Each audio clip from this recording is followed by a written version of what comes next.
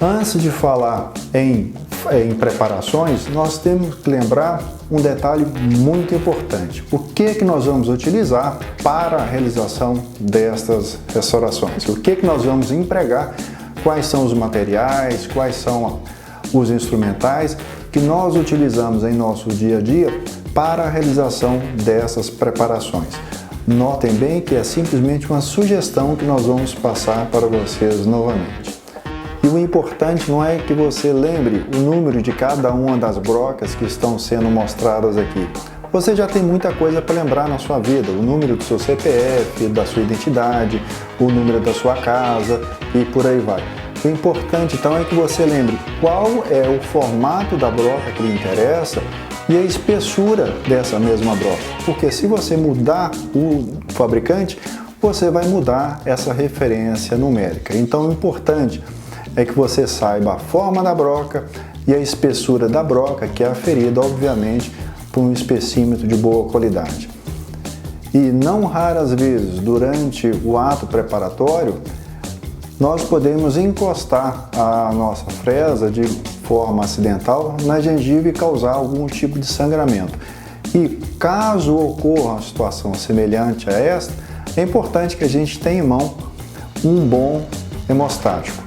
Da mesma forma também que é importante que a gente tenha fios retratores de boa qualidade. Não adianta numa situação onde você vai realizar um tratamento diferenciado e fazer opção de compra de materiais que vão lhe causar estresse durante a sua inserção. A qualidade do fio está relacionado a um baixo estresse durante a inserção desse mesmo fio. Podem ter certeza do que eu estou falando para vocês. Outra situação que devemos sempre ter em mente é o seguinte: sabe aquela sua espátula para fazer inserção de fio? Ela só deve ser utilizada para inserção de fio. Alguns colegas às vezes indicam o uso de uma espátula, por exemplo, de manipular resina composta para também utilizá-la para fazer a inserção do fio afastador. Não faça isso, porque caso você utilize a sua espátula de manipular resina composta e essa mesma espátula entre em contato com a solução hemostática, aquela solução hemostática de boa qualidade vai afetar a superfície dessa sua espátula que você usa para a resina composta também.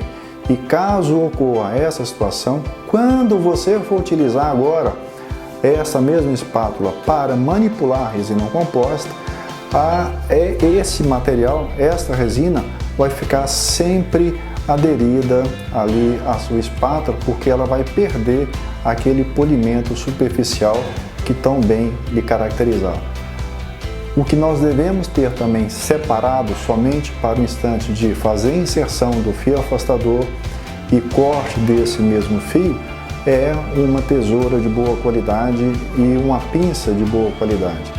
Várias vezes não é incomum a situação em que o colega acaba de fazer a inserção do fio afastador, dando um trabalho danado para fazer aquela inserção, e ao recortar aquele fio com a tesoura, essa tesoura masca e puxa o fio da posição que ele se encontrava. Da mesma forma como ele vai tentar remover o fio afastador, assim que ele começa a fazer a injeção do silicone de adição com uma pinça de qualidade duvidosa, essa pinça não consegue pegar, não consegue remover o fio daquela mesma posição.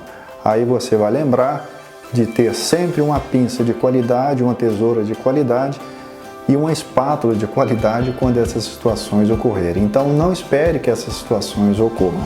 E outra situação que adotamos quase como padrão em nossa disciplina é a utilização dos silicones de adição. Olha, pense bem, se você vai executar uma preparação do tipo faceta ou laminado cerâmico, dificilmente você executa um único preparo cavitário em seu paciente. Geralmente esses preparos são aos pares, 2, 4, 6 e assim por diante. Mas vamos imaginar que você vai preparar de canino a canino. Então você vai tomar um cuidado de separar um turno para a execução desses mesmos preparos. Vamos imaginar que você vai utilizar o turno da tarde para executar esses mesmos 6 preparos cavitários. Mas só que junto com os preparos cavitários vem a moldagem desses mesmos elementos. E junto com a moldagem e os preparos vem o quê? Vem o ajuste do provisório que você vai ter que executar para esse mesmo paciente. E depois de instalados os provisórios, você vai ajustar a oclusão desse mesmo paciente. Já imaginou a quantidade de horas que você vai ficar assentado na frente do seu paciente para executar todos esses procedimentos? É com certeza uns 2 ou 3 pares de horas brincando. Então, se você vai ficar tanto tempo na frente do seu paciente, certamente você vai ter um estresse muito grande de trabalho. E para que você tenha um conforto maior no final do seu dia, por que executar o vazamento deste mesmo molde que você acabou de executar no seu paciente com o silicone de edição naquele mesmo dia? Você certamente pode deixar para o dia seguinte, aí você vai ter a comodidade de executar tardiamente esse vazamento de gesso, deixando assim que a carga de estresse diminua no final do seu dia.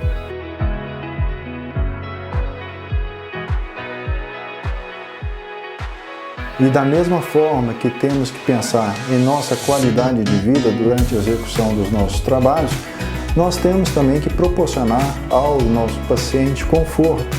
E o conforto para o nosso paciente passa pela não presença de sensibilidade pós-operatória. E a sensibilidade pós-operatória, muitas vezes, ela pode estar ligada ao tipo de ácido que você escolhe aqui na dentina ou mesmo no esmalte. Da mesma forma que você deve escolher também um bom sistema adesivo. Lembrando que o sistema que estamos mostrando agora é uma mera sugestão.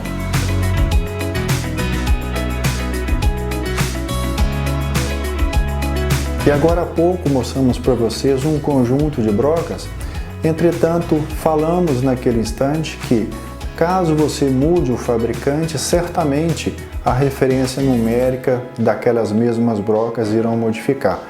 Só que deixamos de mencionar àquela altura que, caso você mude o fabricante, a qualidade dessas mesmas brocas também podem variar e variam bastante.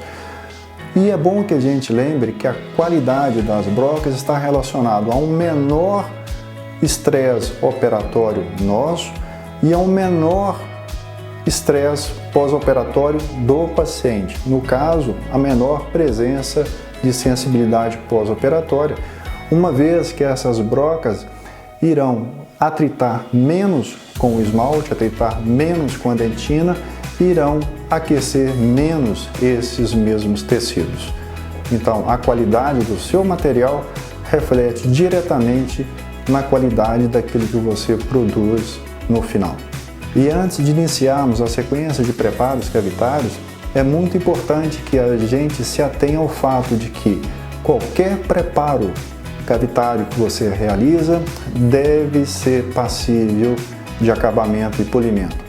Estamos mostrando uma sequência de taça de borracha cujo abrasivo é de excelente qualidade para que a gente aplique essa mesma taça de borracha logo após o término das suas preparações cavitárias.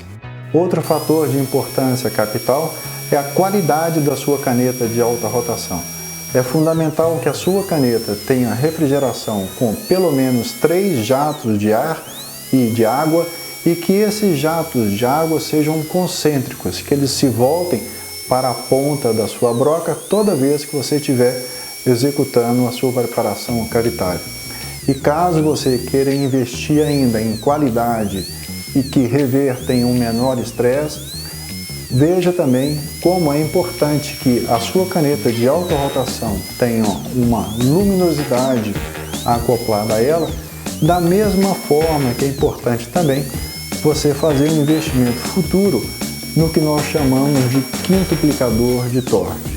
E caso você queira também fazer um investimento agora um pouco maior em relação à qualidade dos seus preparos cavitários, é importante que você tenha um quintuplicador de torque.